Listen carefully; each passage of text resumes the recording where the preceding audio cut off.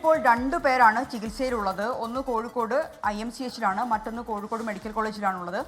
ഇതിൽ 3 മാസം പ്രായമുള്ള കുഞ്ഞിനാണ് രോഗം സ്ഥിരീകരിച്ചത്. കഴിഞ്ഞ 13 ദിവസമായി രോഗം സ്ഥിരീകരിച്ച് കോഴിക്കോട് മെഡിക്കൽ കോളേജിൽ ചികിത്സയിലുണ്ട് ഈ കുഞ്ഞ്. ICUവിൽ എന്നാണ് നിലവിൽ നമുക്ക് ലഭ്യമാകുന്ന വിവരം. ആദ്യഘട്ടത്തിൽ തന്നെ അപസ്മാരവുമായി എത്തിയ കുഞ്ഞായിരുന്നു. ആ സമയത്ത് തന്നെ ഇത്തരത്തിൽ രോഗം സ്ഥിരീകരിച്ചിട്ടുണ്ട്.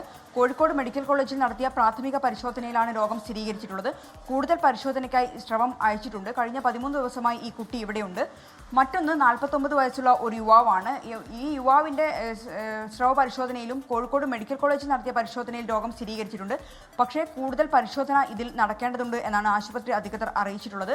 ഇന്ന് വൈകുന്നേരത്തോടെയോ അല്ലെങ്കിൽ നാളെ രാവിലെയോടെയോ ഈ ഒരു പരിശോധനാ ഫലം കൂടി വരും. അതിൽ മാത്രമേ നമുക്ക് ഈ യുവാവിനും രോഗം സ്ഥിരീകരിച്ചു എന്നത് സ്ഥിരീകരിച്ച കാര്യത്തിൽ ഒരു രണ്ടുപേരും ഒരേ മേഖലയിലുള്ള ആളുകളാണോ? ഇവർക്ക് എവിടെ നിന്ന് ഇത്തരത്തിൽ മസ്തിഷ്ക ജ്വര സാധ്യതയുള്ള ഈ പറയുന്ന വൈറസ് അല്ലെങ്കിൽ ഈ പറയുന്ന ഇത് ലഭിച്ചു എന്നാണ് കരുതുന്നത്?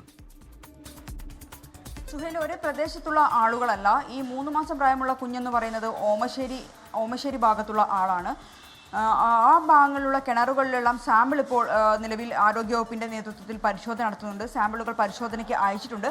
അല്പസമയത്തിനകം തന്നെ ഇതിൻ്റെ ഒരു പരിശോധനാ ഫലം ലഭിക്കും എന്നാണ് നമുക്ക് ലഭ്യമായിട്ടുള്ളത്. നിലവിൽ ആരോഗ്യവകുപ്പ് ജാഗ്രതാ നിർദ്ദേശം നൽകിയിട്ടുണ്ട്.